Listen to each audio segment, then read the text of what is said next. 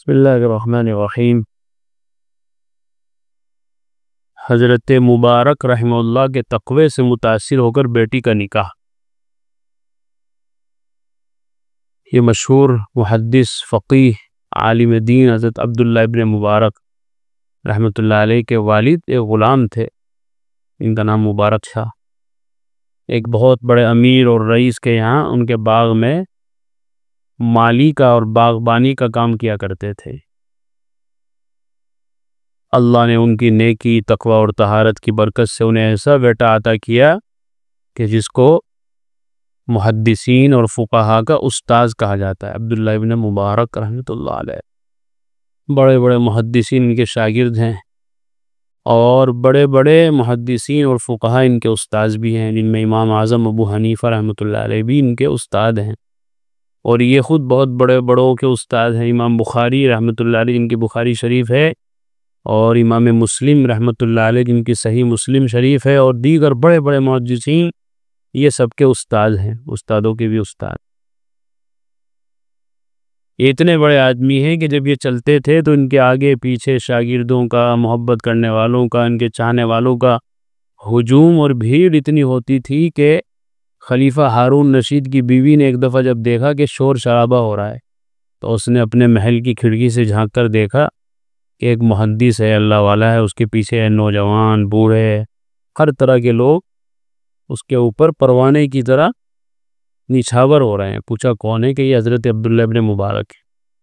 تو اس نے کہا کہ دیکھو، اصل بادشاہت تو یہ ہے، میرے شوہر ہارون رشید کی جو بادشاہت ہے وہ تو ڈنڈے کے زور کی ہے، لوگ اور اس کا احترام نہیں کریں گے، اکرام نہیں کریں گے، اس کو دیکھ کر نہیں کھڑے ہوں گے تو ڈنڈا بجے گا۔ تو لوگ ڈنڈے کی وجہ سے، حکومت کی وجہ سے، عہدے اور کرسی کی وجہ سے اس کا احترام کرتے ہیں۔ اصل احترام و اکرام تو دیکھو یہ ہے جو علم کی وجہ سے اور تقوی اور طہارت کی وجہ سے لوگ ان کا کر رہے ہیں۔ بہت بڑے آدمی ہیں، اتنے بڑے آدمی ہیں کہ جب یہ سبق پڑھایا کرتے تھے تو اس زمانے میں مدرسے تو تھے نہیں، آج کل کی طرح الگ الگ بلڈنگیں، الگ الگ کمرے، الگ الگ کلاس روم۔ مسجدیں ہوتی تھی یا بڑے بڑے میدان ہوتے تھے، انہی میں سبق ہوتا تھا، حدیث کا، فقہ کا، سارے علوموں کا۔ تو ان کے تلامذہ، ان کے کلاس میں اتنے بچے رہتے تھے، اتنے طلبہ رہتے تھے کہ مسجد چھوٹی پڑ جاتی تھی۔ تو چنانچہ جو میدان تھا بڑا مسجد کے باہر، وہاں طلبہ بیٹھا کرتے تھے، اور جب نماز کا وقت ہوتا تو اپنی کاپی، قلم، دوات وہیں چھوڑ کے پھر مسجد چلے جایا کرتے تھے۔ اذان ہو گئی، بیچ میں نماز پڑھنے جائیں گے مسجد، تو اس زمانے میں یہی کاپی، قلم، دوات ہوا کرتے تھے۔ تو ایک دن کسی کو یہ جھک سوجھی کہ یار گننا چاہیے کتنے لوگ ہیں ان کے سبق میں، بڑی بھیڑ بھاڑ رہتی ہے تاکہ بعد والے لوگوں کو بتایا جا سکے کتنے لوگ ہیں۔ تو جب وہ نماز پڑھنے چلے گئے طلبہ، تو حاکم وقت نے کچھ لوگوں کو متعین کر دیا کہ جب طلبہ مسجد چلے جائیں گے اپنے قلم دوات چھوڑ کر، تو ان کے قلم دوات گننا کتنے ہیں، اس سے اندازہ ہو جائے گا کتنے لوگ ہیں۔ تو قلم دوات جب گنے گئے تو تقریباً 30,000 شمار کیے ایک وقت میں، اور مورخ نے لکھا ہے کہ کچھ طلبہ ایسے بھی تھے جو اپنے قلم دوات اپنے ساتھ بھی لے جاتے تھے اندر مسجد میں، کچھ وہیں چھوڑ گئے کہ کہاں لے جائے، واپس آنا ہے، کچھ اس احتیاط سے کبھی کھو نہ جائے، گم نہ ہو جائے، اپنی جیب میں رکھ کے لے جاتے تھے، وہ الگ ہے۔ اتنے بڑے آدمی ہیں۔ خیر، ان کی نیکی، ان کا تقوی اور طہارت کے پیچھے ان کے متقی اور پرہیزگار باپ کا بڑا ہاتھ تھا، بڑے دیندار تھے ان کے باپ۔ تو اللہ تعالیٰ کا فیصلہ ہے کہ جب والدین نیک ہوتے ہیں تو ان کی نیکی کے اثرات اور برکات اولاد میں بھی منتقل ہوتے ہیں، اولاد کو بھی نصیب ہوتے ہیں۔ چنانچہ عبداللہ ابن مبارک بھی انہی میں سے ہیں۔ کہتے ہیں حضرت عبداللہ ابن مبارک رحمہ اللہ کے والد غلام تھے، اپنے مالک کے باغ میں کام کرتے تھے۔ ایک مرتبہ مالک باغ میں آیا اور کہا میٹھا انار لائیے۔ عبداللہ ابن مبارک کے والد جو غلام تھے، ایک باغ میں رہتے تھے، ان سے ان کے مالک نے آ کر ایک مرتبہ کہا کہ کوئی میٹھا سا انار لے کے آئیے۔ مبارک ایک درخت سے انار کا دانہ توڑ کر لائے، مالک نے چکھا تو کھٹا تھا، اس کے تیور بدل گئے، کہا میں میٹھا انار مانگ رہا ہوں، تم کھٹا لائے ہو۔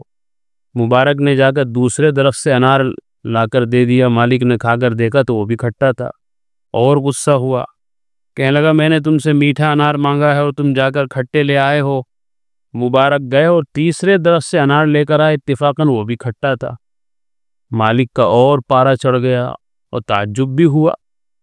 پوچھا تمہیں اتنا زمانہ یہاں خدمت کرتے ہو گئے، ابھی تک میٹھے کھٹے کی تمیز اور پہچان نہیں ہوئی؟ اتنے دن سے تم یہاں کام کر رہے ہو تو تمہیں پتہ ہونا چاہیے کہ کس پیڑ کا پھل میٹھا ہے۔ کیا کہا تو مبارک نے جواب میں فرمایا، میٹھے کھٹے کی پہچان کھا کر ہی ہو سکتی ہے، اور میں نے اس باغ کے کسی درخت سے کبھی کوئی انار نہیں کھایا۔ یہ دیکھیے، اتنے زمانے تک اس باغ کی دیکھ بھال کی، حفاظت کی، باغبانی کی، لیکن کبھی بھی میں نے کسی درخت سے کوئی پھل توڑ کر نہیں کھائے، اس لیے کہ یہ تو کسی اور کی ملکیت ہے، میرے پاس تو امانت ہے، میری تو صرف حفاظت میں ہے، کھانے کے لیے تو مجھے نہیں دیا۔ کیسا تقویٰ اور طہارت ہے۔ مالک نے پوچھا کیوں؟ اس لیے کہ آپ نے باغ سے کھانے کی اجازت نہیں دی ہے، اور آپ کی اجازت کے بغیر میرے لیے کسی انار کا کھانا کیسے جائز ہو سکتا ہے؟ ایک عام آدمی ہے، غلام ہے، اور یہ سمجھ لیجئے کہ بالکل معمولی درجے کا آدمی ہوتا ہے اس طرح کے کام کرنے والا، لیکن تقویٰ اور طہارت کا عالم یہ ہے کہ کبھی بغیر اجازت کے کوئی پھل، کوئی انار نہیں کھایا۔ یہ بات مالک کے دل میں گھر کر گئی، اور تھی بھی یہ گھر کرنے والی بات۔ بڑا اچھا لگا اس کو، وہ ایسا متقی، پرہیزگار، دیندار غلام۔ تحقیق کرنے پر معلوم ہوا کہ واقعتاً مبارک نے کبھی کسی درخت سے کوئی انار نہیں کھایا۔ مالک اپنے غلام مبارک کی اس عظیم دیانتداری سے اس قدر متاثر ہوئے کہ اپنی بیٹی کا نکاح ان سے کر دیا کہ بھئی ایسا نیک دیندار داماد کہاں ملے گا۔ اسی بیٹی سے حضرت عبداللہ ابن مبارک رحمۃ اللہ علیہ پیدا ہوئے۔ یہ دیکھیے کہ باپ کی نیکی کا اثر بیٹے پر پڑا، اور میں نے ابھی آپ کو بتایا کہ عبداللہ ابن مبارک کون ہے، کیا ان کا مقام ہے، کیا ان کی ہستی ہے۔ حضرت عبداللہ ابن مبارک کو اللہ جل شانہ نے علماء اسلام میں جو مقام عطا فرمایا ہے وہ تعارف کا محتاج نہیں ہے، ابھی آپ کو بتایا۔ مولانا خلیل احمد سہارنپوری رحمہ اللہ کا تقویٰ حضرت مولانا مفتی محمود الحسن گنگوئی رحمۃ اللہ علیہ فرماتے ہیں کہ ایک صاحب بیان کرتے تھے کہ میں حضرت مولانا خلیل احمد صاحب سہارنپوری رحمۃ اللہ علیہ کے پاس گیا، جب تک ٹھہرنا تھا ٹھہرا، جب میں واپس ہونے لگا تو میں نے مصافحے کے لیے ہاتھ بڑھایا اور مصافحہ کرتے ہوئے حضرت سے کہا کہ حضرت ذرا سی ایک بات پر آپ سے 1 منٹ کا مشورہ بھی کرنا ہے۔ وہ کہتے تھے کہ حضرت سہارنپوری رحمہ اللہ بخاری شریف کا سبق پڑھانے کے لیے بیٹھ چکے تھے، جب میری یہ بات حضرت نے سنی تو فوراً چٹائی پر سے اٹھ کر کھڑے ہو گئے اور باہر آ گئے۔ پھر فرمایا کہ کہو کیا مشورہ کرنا ہے۔ میں نے کہا کہ حضرت ذرا سی بات تو تھی، وہیں بیٹھے بیٹھے پوچھ لیتے، اٹھ کر باہر تشریف لانے کی کیا ضرورت تھی؟ تو فرمایا کہ یہ دری مدرسے نے ہمیں سبق پڑھانے کے لیے دی ہے، دوستوں سے مشورے کے لیے نہیں دی۔ کیسا تقویٰ اور طہارت! یعنی یہ اس لیے بچھائی ہے مدرسے نے کہ ہم یہاں بیٹھ کر سبق پڑھائیں، ہم یہاں بیٹھ کے لوگوں سے باتیں کریں گے تو یہ مدرسے کے دیے ہوئے چیز کے اندر گویا خیانت ہوگی۔ کتنی باریک بات! اللہ تعالی ہمیں ان بزرگوں کے نقش قدم پر چلنے کی توفیق عطا فرمائے۔